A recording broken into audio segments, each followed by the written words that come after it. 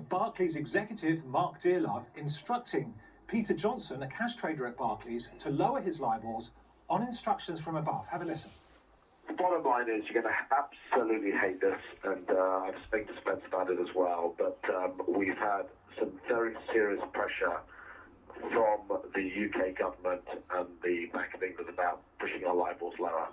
Can I have from them? BJ, I'm on your side 100%. These guys don't see it. They're bent out of shape. They're calling everybody from Diamond to Varley to check. Well, Collins just told us he's going to be getting a call from the ECB telling him to put his LIBORs lower as well. It really is astonishing, Andy, to hear that call, isn't it? And it tells you how much was perhaps going on at the time. And give us a sense of what this new evidence tells us about the high-level interest rate. We heard it in that clip, the high-level interest in those traders rigging interest rates. Well, I mean, that's just one piece of evidence which we uncovered 5 years ago. But what I found out more recently is this interview that was given in November 2010 by the trader who was receiving those instructions, Peter Johnson, who later went to jail for interest rate manipulation. His instructions given by Mark Dearlove, who was later promoted to be a senior executive in Barclays, and of course mentioning pressure from the UK government and the Bank of England. Now, when Parliament inquired into that in 2012, they weren't told anything about that tape or anything about other audio and documentary evidence which shows not just the Bank of England or the UK government being involved, but Peter Johnson told them about the involvement of the Federal Reserve Bank of New York, reports that they'd been pushing it down, and also data which you can check out from the time, which shows the French banks all dropping as one their Euribor rates by more than they had since ever Euribor began. The record drops in rates along national lines. Now, you report the markets, Ben. When you have a whole market thing, it doesn't happen along national lines when the euro market is international. So that's indication of coordinated national bank pressure to lower interest rates. And the obvious question then, Andy, what have the regulators and the central bank said about all of this? Well, no national central bank wanted to comment, Ben, but the European Central Bank told us they strongly rebutted the claims in the report, which they say misrepresent the role of central banks. The UK Treasury said they didn't seek to influence individual banks' LIBOR submissions, and the UK regulator, the FCA, said it had met its disclosure obligations. The FBI and the US Department of Justice, who were told all this and didn't disclose it to the public, declined to comment. Andy, it is fascinating. Thank you for the details on that investigation led there by our economics correspondent, Andy Verity. Elsewhere, Facebook's owner Meta has been fined $1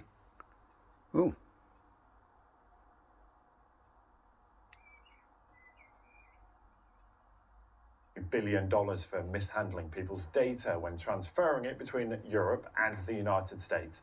The fine that was issued by Ireland's Data Protection Commission is the regulator's largest ever imposed under the EU's General Data Protection Regulation, Privacy Law, or GDPR. Those rules require that companies to seek people's consent before using their personal data.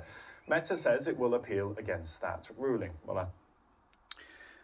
Well, it is Monday and it is the 22nd of May 2023, and that's why I don't use Facebook.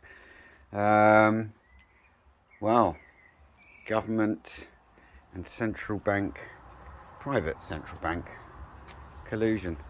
Doesn't seem that they've learnt very much, does it, from the events of 2008 and the crash, even though I certainly knew that none of their practices actually changed. They didn't stop quantitative easing, which has pushed the interest rates up.